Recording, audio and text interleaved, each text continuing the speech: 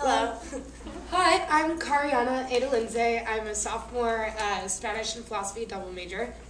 Hi, I'm Caroline. I'm a junior biopsychology major with a minor in Spanish. I'm Angela. I'm a double major in education and Spanish. I'm Vanessa with a double major in psychology and Spanish. I'm Marie Cassio, and I'm a double major in education and Spanish. I'm Allie Bauer. I'm a double major in education and Spanish. Elena Butrin, international business and Spanish. And we're missing two of our girls, but our presentation is... Maureen had auditions and Victoria's missing in action, and Maureen had to leave for auditions. But this presentation is about our class, Love and Death in Gabriel Garcia Marquez. And alongside of our class, we had the opportunity to travel to Cartagena de Indias in Colombia. And we were also lucky enough to have a professor who is a native of Colombia. One thing about Gabriel Garcia Marquez that so many people discuss about his literary works is his magical realism and how much of his stories seem to be so out there and so magical as opposed to a depiction of reality. And so this quote by Marquez sort of embodies the spirit that we got to experience when we were in Colombia. Cartagena de Indias is a city so beautiful that it seems to be alive. And before the trip, we also had the problem of trying to comprehend what was actually real in the stories and what was actually magic. And so when we would walk through the streets of Colombia, there would be men walking around with monkeys on their shoulders and women walking in these or like beautiful, colorful dresses with fruit baskets on their heads, and everything seemed to be so surreal. And there's nothing that can really embody that spirit here in the United States. So after the trip, we actually had a greater understanding of how real the works actually were of Marquez and how many things were actually inspired by reality in his novels. There was actually a friend of Marquez who visited Cartagena from Spain, and he said that after he visited Cartagena, the city made Marquez seem to be like a public notary just recording day-to-day events. And can you imagine a city that makes a Nobel Prize winning author seem like a public notary? So that's the entire spirit that we got to experience while we were in Colombia. One of the opportunities we had was to go to El Universal, which was the original newspaper where Marquez worked. And going here, we had an interview with Jaime, his brother. And through this interview, we just got to understand so much more the works of Marquez and how much his works are so true to life in Cartagena. And it was unbelievable how much we understood just from listening to Jaime.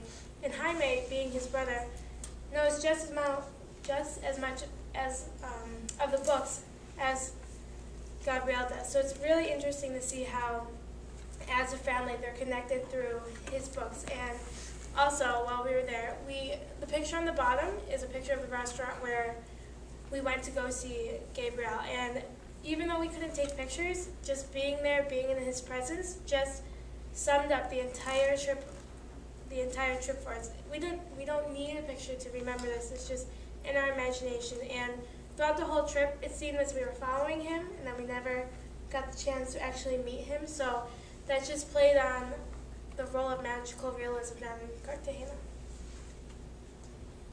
One of the places that we were able to visit towards the beginning of our trip was the Palace of Inquisition, and the building was built in the 1770s. What was so interesting because this palace was where it demonstrated the torture that the Colombians experienced during the Inquisition, but it was also beautiful, and we got a personal tour around the entire palace. They explained the different types of torture, but also the strength and how the Colombian people had risen up after this experience. So we got like a very nice blend of the beauty and the sadness and torture that was experienced, which was interesting. Aracataca. We went on a route of Gabriel Garcia Marquez along the coastline. Aracataca is in northeastern Colombia, and it is the birthplace of Gabriel Garcia Marquez himself.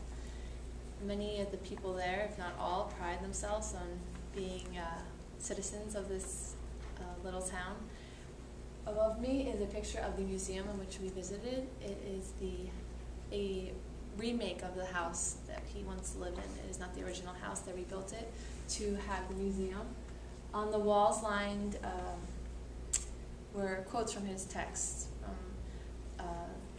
Love in the Time of Cholera, Love Another, I can remember them in Spanish but not in English, 100 Years of Solitude, and so on and so forth. And it just made everything so much more clear for us, being there where he spent most of his childhood with his grandparents and his aunts, where he was told stories that influenced many of his works. When you leave the confines of the museum and you ask anyone about Gabriel Garcia Marquez, they can tell you his life story. So it just shows how much of an influence it has in their lives. Right. So while many of Gabo's works have been inspired by the flair and history of Cartagena, perhaps the most significant of these novels has been Of Love in the Time of Cholera. And for those who are unfamiliar of this book, it is about a young man named Florentino Ariza who becomes enamored with the young and beautiful Fermina Daza. And while there are many themes that are woven throughout the novel, perhaps the most prominent of these is how the love letters that Florentino writes to Fermina affect and consequently shape their love for one another. So while at first the letters are written in a frenzy as Florentino confesses his love and obsession for Fermina, they eventually span the history of their relationship, but also the history of the city of Cartagena. So as we toured Cartagena, we had the opportunity to experience the city not only through Margarita, Jaime Garcia Marquez, and our own imagination as we placed these fictitious landmarks with their real existence. We were able to see how they influenced the novels. So here on the left, you can see the supposed house of Florentino Ariza, and also the two pictures on the right are the arcades, where not only does Fermina deny Florentino her love amidst the carnal pleasures obtained from Las Dulces, or the sweets, but also where Florentino retreats at night to write his flourish letters of love. Here in Aracataca, we also learned about the inspiration for the novel, which actually came from Gabo's parents, his mother and his father, who had a secret love affair. And at the bottom left here is the telegram office that was actually built by Gabriel Garcia Marquez's grandfather, and is the inspiration for Florentino Ariza, who supposedly works at a telegram office. The church where Fermina Daza spends Pentecost Mass, and also where they exchange love letters, and the park where Florentino might have sat while he waited for Fermina to pass by to and from her